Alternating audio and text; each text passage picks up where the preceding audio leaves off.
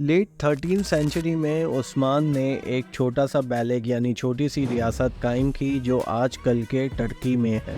صرف چند سالوں کے بعد یہ بیلگ اپنے زیادہ طاقتور ہمسایوں کو پیچھے چھوڑ کر ایک عظیم آٹومن امپائر بن گیا۔ اس کی تیزی سے عروج کا راز کیا تھا؟ عثمان کے دور میں اناطولین پیننسولا ایک چھوٹی ریاستوں کا جال تھا جو ٹوٹے ہوئے بیزنطین امپائر اور کمزور سلطنت آف دا سلجوق آف روم کے درمیان تھی۔ عثمان نے اپنی ٹیریٹری کو تیزی سے بڑھایا اور ایک اسٹریٹجی کے ساتھ پولیٹیکل الائنس اور ملٹری کانفلکٹ کے ذریعے پہلے اس نے مرسنریز کو لوٹ کے وعدے سے اپنے ساتھ ملایا۔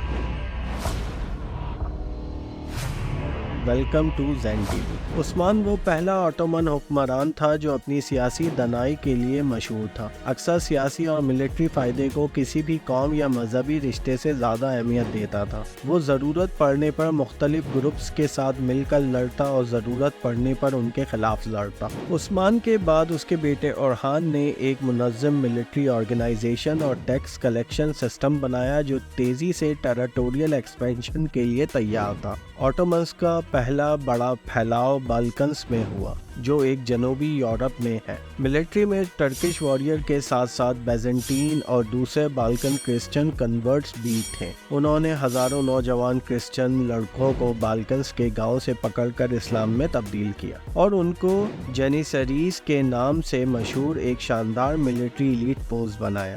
یہ غلام لڑکے آٹومن حکومت میں وزیر کے اونچے عہدے تک پہنچ سکتے تھے۔ فاتح شدہ علاقوں کے حکمرانوں کو بھی اسلام قبول کرنے اور آٹومن حکومت میں شامل ہونے کی اجازت دی جاتی تھی۔ اس کے ساتھ ساتھ جو غیر مسلم ابراہمک ریلیجن سے تعلق رکھتے تھے ان کو مزید کچھ سخت شرائط کے ساتھ مذہبی آزادی دی گئی، لیکن ان کو جزیہ یعنی ٹیکس دینا پڑتا تھا اور آرمی میں شامل ہونے کی اجازت نہیں تھی۔ 14 سینچری کے آخر تک آٹومن نے زیادہ تر اناطولین بیلکس اور بالکنز کو فتح یا اپنی اطاعت میں کر لیا تھا، لیکن 15 سینچری کے پہلے حصے میں جب سلطان بایزید نے مغربی یورپ میں پھیلاؤ پر توجہ دی تو سینٹرل ایشین حکمران تیمور نے مشرق سے حملہ کر دیا۔ اس نے بایزید کو پکڑ کر لوہے کے پنجرے میں قید کر دیا، جس سے آٹومن امپائر میں 10 سال تک قیادت کی جنگ چھڑ گئی جو لگ بھگ آٹومن امپائر کو تباہ کر دیتی۔ سلطان مراد نے اس ٹرینڈ کو پلٹ دیا لیکن اپنے ایک عظیم مقصد میں ناکام رہا،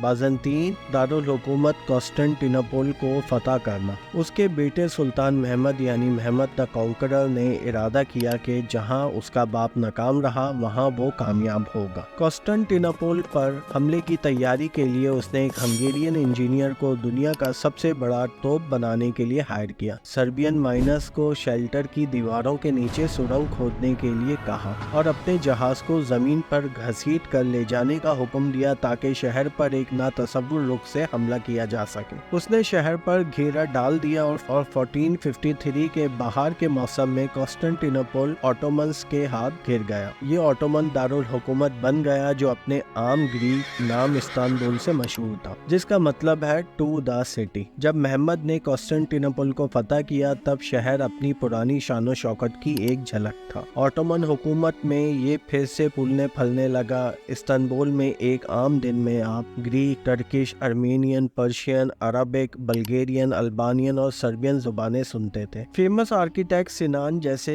معماروں نے شہر کو سلطانوں کے حکم پر شاندار مسجد اور دوسرے عمارتوں سے سجا دیا۔ استنبول کے ذریعے آٹومن نے کافی جیسے اشیاء کو یورپ میں انٹروڈیوس کیا۔ ان کا ایک دور شاندار آیا جو economic growth, territorial acquisition, art اور آرکیٹیکچر سے بھرا تھا۔ انہوں نے یورپ، افریقہ، مڈل ایسٹ اور سینٹرل ایشیا سے کاریگروں کو اکٹھا کیا جو ایک unique blend of cultural innovation بن گیا۔ مثال کے طور پہ ازنک سیرامکس چائنا کے منگ ڈائنیسٹی کی ٹیکنیکس کو یوز کر کے بنائے گئے جو آٹومن نقشوں کے حساب سے دوبارہ سوچ کر بنائے گئے۔ آٹومن نے اپنے پھیلاؤ کو برقرار رکھا، اپنے سیاسی اثر اور لوکریٹو ٹریڈ روٹس کو مضبوطی سے قائم رکھا۔ ان کا امپائر تقریباً 600 سال سے زیادہ عرصے تک قائم رہا اور اپنی شاندار دور میں ہنگری سے پرشین گلف تک، ہارن آف افریقہ سے کرائمین پیننسولا تک پھیلا تھا۔ اگر آپ کو یہ ویڈیو انفارمیٹو لگی تو پلیز لائک کریں، کامنٹ کریں اور سبسکرائب کرنا نہ بھولیں۔ ملتے ہیں اسی طرح کی کسی اور انٹرسٹنگ ویڈیو میں۔ اللہ حافظ۔